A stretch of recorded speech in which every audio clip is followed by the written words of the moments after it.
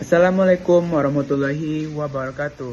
Halo semua, perkenalkan nama saya Akif Panda Putra. Pada kesempatan kali ini, saya akan menjelaskan tentang sejarah perkembangan geografi. Nah, teman-teman pasti belum tahu kan sejarah perkembangan geografi.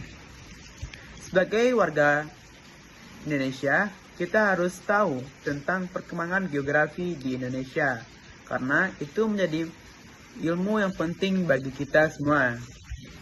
Nah, untuk yang pertama yaitu sejarah perkembangan geografi pada masa periode klasik, yaitu sekitar abad 6 sebelum Masehi sampai abad 5 Masehi, yang dikenal sebagai ilmu yang berusaha menjelaskan bumi secara rasional.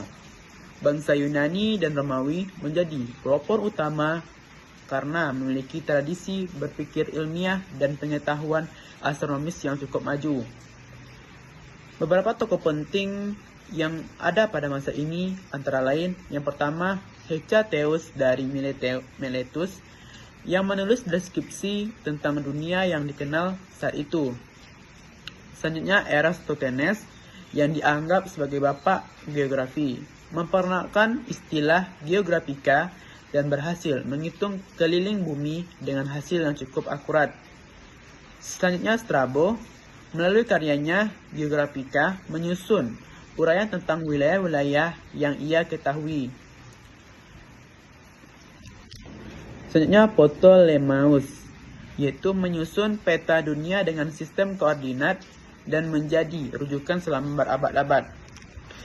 Ciri utama geografi pada periode klasik ini seperti masih bersifat deskriptif, yaitu menggambarkan bentuk, letak, dan kondisi wilayah. Namun, pemikiran ilmiah yang rasional pada masa ini menjadi dasar bagi perkembangan geografi selanjutnya. Nah, selanjutnya di abad pertengahan. Abad pertengahan mulai sekitar 5 sampai 15 Masehi, ditandai dengan kemunduran ilmu pengetahuan di Eropa karena dominasi gereja. Namun, geografi justru berkembang pesat di dunia Islam. Para ilmuwan Islam Muslim seperti Al-Khwarizmi, Al-Idrisi, dan Ibnu Battuta memberikan kontribusi besar, yaitu Al-Idrisi misalnya menyusun peta dunia yang lebih detail dan memuat wilayah-wilayah hasil penjelajahan. Ibnu Battuta membuat catatan perjalanan yang sangat berharga, mengenal konteks sosial, budaya, dan lingkungan di berbagai wilayah termasuk Nusantara. Pada periode ini, geografi lebih bersifat praktis karena digunakan untuk kepentingan navigasi, perdagangan, dan penyebaran agama. Meskipun demikian, karya para ilmuwan Islam berhasil melestarikan pengetahuan Yunani klasik dan menjadi dasar bagi kebangkitan ilmu geografi di Eropa pada masa Renaissance. Baiklah, pada abad pertengahan ini, kesimpulan yang kita ambil adalah abad pertengahan itu merupakan periode sejarah yang kompleks, ditandai dengan dominasi feodalisme, peran besar gereja, perkembangan ilmu pengetahuan yang terbatas namun signifikan, serta kemajuan dalam bidang perdagangan dan kebudayaan. Abad ini juga menjadi fondasi lahirnya zaman Renaissance dan perkembangan Eropa modern. Yang terakhir, pada abad kontemporer dalam geografi. Abad kontemporer dalam geografi dimulai sejak abad ke-20 Masehi. Awalnya berorientasi pada aspek fisiogeografi, namun kemudian berkembang menjadi ilmu multidisipliner yang menekankan interaksi manusia dan lingkungan, pemanfaatan teknologi spasial, serta keterkaitannya dengan isu-isu global kontemporer.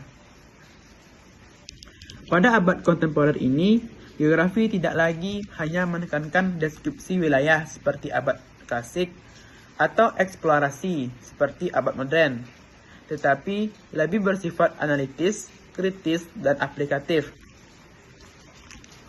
Beberapa paradigma penting yang muncul pada abad kontemporer antara lain geografi kuantitatif, geografi perilaku, geografi kritis dan humanistik, geografi lingkungan, dan pembangunan berkelanjutan.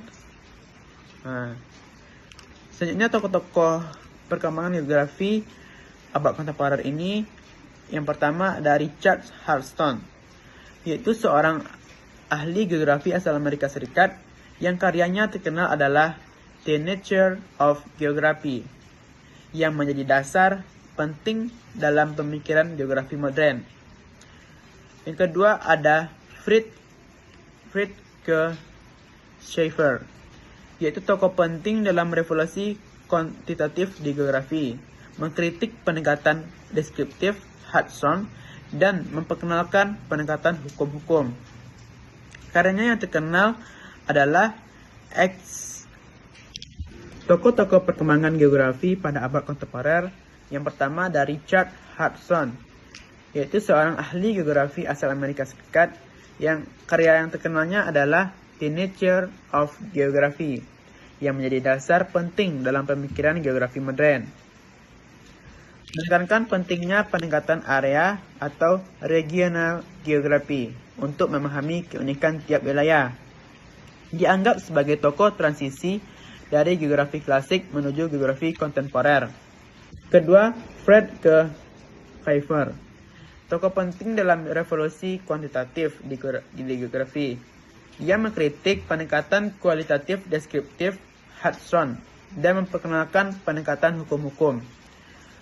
Karyanya yang terkenal ada Exceptionalism in Geography, yang mendorong penggunaan metode kuantitatif, statistik, dan model matematis dalam penelitian geografi. Yang ketiga, Yi Fu Tuan, geografir yang asal Tiongkok, Amerika, pelopor geografi humanistik. Ia mengembangkan konsep sense of place, yaitu perasaan terhadap tempat, dan topofilia, cinta terhadap tempat. Selanjutnya David Harvey, yang geografi asal Inggris yang dikenal sebagai tokoh geografi kritis dan marxis. Karyanya yang termuka yaitu Social Justice and Techity. Fokus pemikirannya yaitu menekankan pentingnya pengalaman, persepsi, dan makna subjektif manusia terhadap ruang. Pemikirannya sangat berpengaruh dalam memahami hubungan manusia dengan lingkungan secara lebih personal dan kultural. Yang selanjutnya, Thorsten Hängerstrand. Ia merupakan geografi asal Swedia, pelopor time geography. Fokus pemikirannya itu mengembangkan teori tentang bagaimana aktivitas manusia dipengaruhi oleh ruang dan waktu. Berarti Thorsten Hängerstrand ini lebih menekankan pada waktu ya teman-teman. Karyanya yang sangat berpengaruh dalam perencanaan kota, transportasi, dan studi mobilitas penduduk. Nah, saya telah menjelaskan tentang sejarah perkembangan geografi dari abad klasik, pada masa klasik, abad pertengahan, dan pada masa abad kontemporer. Nah, bagaimana teman-teman? Apakah teman-teman sudah paham? Nah, baiklah, hanya itu yang dapat saya sampaikan. Mohon maaf atas kesalahan saya.